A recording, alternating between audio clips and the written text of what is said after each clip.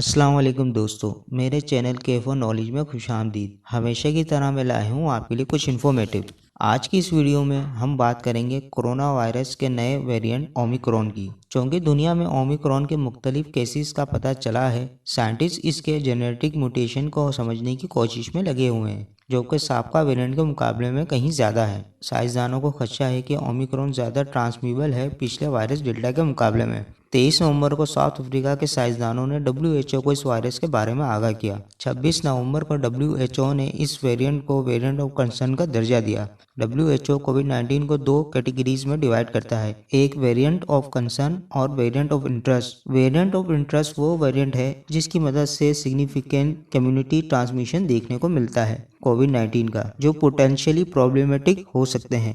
आज तक दो वेरिएंट ऑफ इंटरेस्ट हैं WHO के नज़दीक, लेकिन जो सही मानों में प्रॉब्लमेटिक वेरिएंट है वो वेरिएंट ऑफ कंसर्न की कैटेगरी में आते हैं। अब तक 4 वेरिएंट ऑफ कंसर्न थे WHO के नज़दीक, अल्फ़ा, बीटा, गामा और डेल्टा। इन सब में डेल्टा सबसे ज़्यादा खतरनाक वेरिएंट था।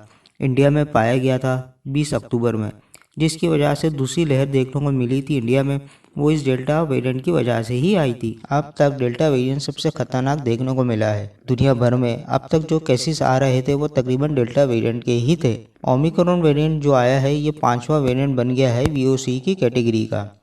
WHO साइंटिस्ट को डर लगने लगा है कि ये वेरिएंट अगला डेल्टा वेरिएंट तो नहीं बन जाएगा जो इवेंचुअली डोमिनेट कर जाए दुनिया में, जिसकी वजह से नई वेव देखने को मिले दुनिया भर में। हम बात करते हैं इस वेरिएंट से कितना खतरा पहुंचता है। एक इंटरेस्टिंग फैक्ट आपको बताना चाहूँगा, कोविड-19 से मिलता जुलता डिजीज़ है सीजनल फ्लू। दोनों के सिम्टम भी काफ़ी मिलते जुलते हैं। हालांकि कोविड-19 के सिम्टम काफ़ी सीवियर रहते हैं, सीजनल फ्लू में भी कोविड-19 की तरह जो लोग ज़्यादा वीक होते हैं, बुजुर्ग होते हैं, उनके लिए काफ़ी डेंजर वाली बात रहती है। क्या आप जानते हैं फ्लू से दुनिया भर में 6 लाख से ज़्यादा लोग मारे जाते हैं? क्या आप जानते हैं कि सीजनल फ्लू की वैक्सीन भी होती है और इन वैक्सीन को हर साल अपडेट करना पड़ता है, क्योंकि जिस वायरस से सीजनल फ्लू होता है वो इतना ज़्यादा बदल जाता है कि हर साल वैक्सीन को अपडेट करना पड़ता है। तो कह सकते हैं सीजनल फ्लू के भी म्यूटेशन और वेरिएंट हर साल देखने को मिलते हैं। बस फर्क इतना है कि इसको मीडिया में चर्चा नहीं किया जाता। ओमिक्रॉन में 50 से ज़्यादा म्यूटेशन देखने को मिली है। वायरस के इस वेरिएंट में जो प्रोटीन स्पाइक होता है, जो ऊपर आप स्पाइक देखते हो, जिसकी मदद से हमारी बॉडी में दाखिल होता है,